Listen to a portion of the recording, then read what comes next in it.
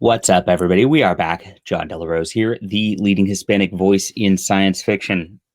I just can't even believe that this article exists. And for all intents and purposes, it doesn't exist anymore as of this recording. CBR has pulled the piece from their website and taken it down. But thankfully, the internet is forever, and we won't forget. Keep in mind that there are editors here who put this up, thought no problem with it, and the only reason they took it down was because people rightly reacted with outrage to this ridiculous story over Memorial Day. Um, I just, I don't know even where to start with this. Steve Rogers wasn't a hero for becoming Captain America. He was selfish. So obviously, the people who are running these comic book establishment websites, and CBR is comicbookresources.com. It used to be a website that just reported what comic books were coming out. That would be your news, so you would know what creative team's going to be on this book and that, etc. And they actually used to report on even indie books. Even My Flying Sparks got reviewed on there at one point. But increasingly, as the internet's changed and sites like Bleeding Cool get more traffic for their, sort of outlandish gossip pieces, all of these sites kind of follow suit into that. And so these guys hire a bunch of people. And here's how these sites work, by the way. People don't get paid for working for these sites. People come in and they volunteer and they write things in order to try to like get some status and clout within the industry and things like that. And that's the whole game of these websites. They don't make enough money to actually pay people for the most part, except for there's a couple on staff who are making money. But everybody comes in, they write their articles, they get paid in quote exposure, which means you get your name on the article, and you really don't gain anything much out of it. So what happens is the only people who want to come in and write for these sites are a bunch of hacks who just want to tear apart the fabric of American culture. They want to tear apart America. They're angry because they're not getting anywhere, and they believe that they should have their due.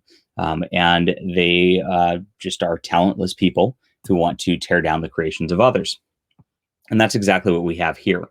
Now, the reason that this was done on Memorial Day is this person's thinking about Memorial Day, is thinking about soldiers, is thinking about American heroes and saying, you know what, I want to tear down symbols of American heroes on Memorial Day.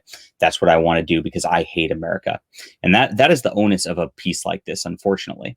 And that's where it comes from. And so Captain America, if you look at what it's meant to be and how it was a wartime hero created by Joe Simon and Jack Kirby. And they did so to show that, anybody can enlist, anybody can go in, and anybody can really make a difference. So Steve Rogers originally was a character who was, kind of a weakling and all that.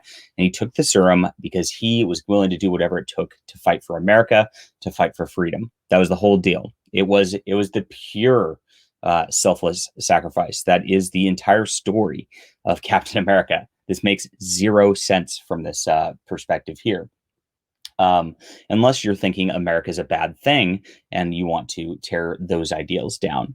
So Captain America went and fought for ideals, and this is, if you read the Golden Age stuff, you'll see that it's just a pure patriotic story, a pure selfless love for America, and the writer and artist were purely working for America and loving it. So it's a beautiful thing and a great tribute for Memorial Day to talk about Captain America and the idealism there.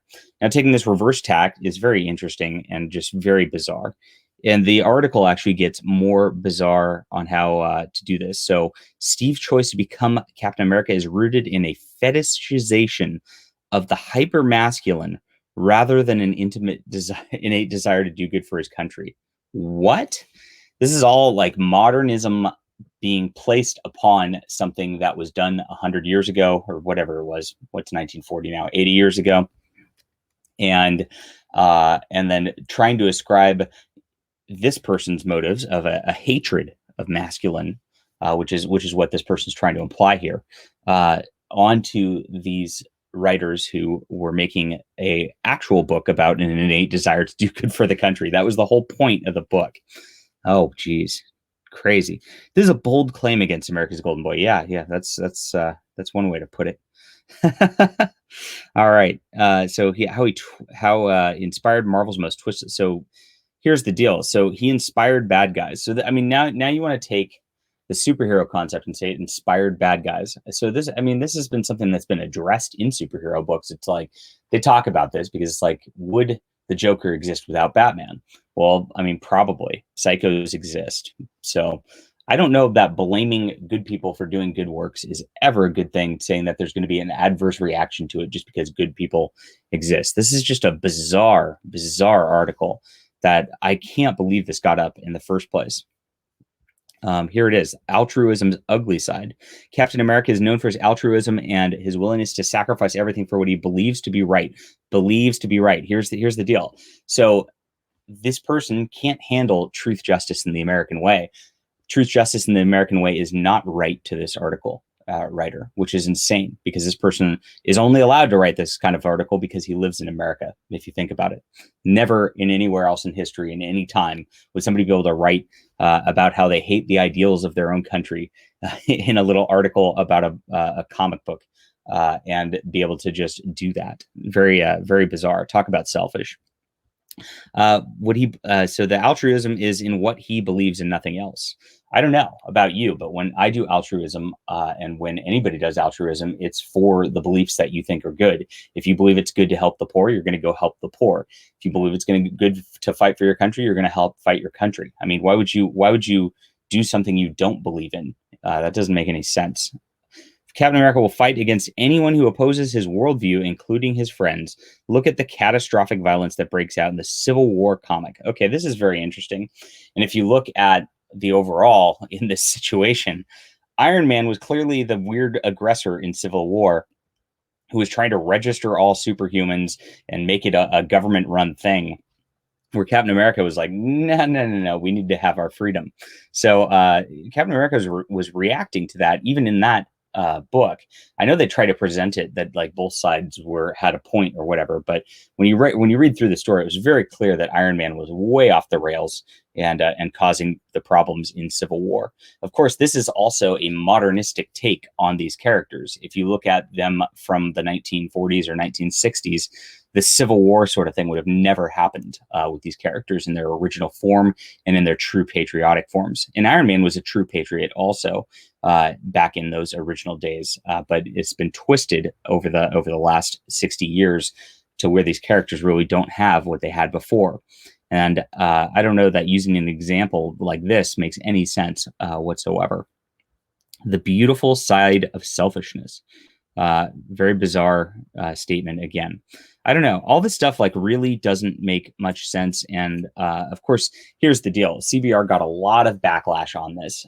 They got hit hard because people rightly saw this as an attack against America, America's values, against veterans, against those who actually lost their lives on Memorial Day, because the whole premise of this article is that soldiers don't really sign up to do any good. They just sign up for their own selfish values, and they are not actually worthy.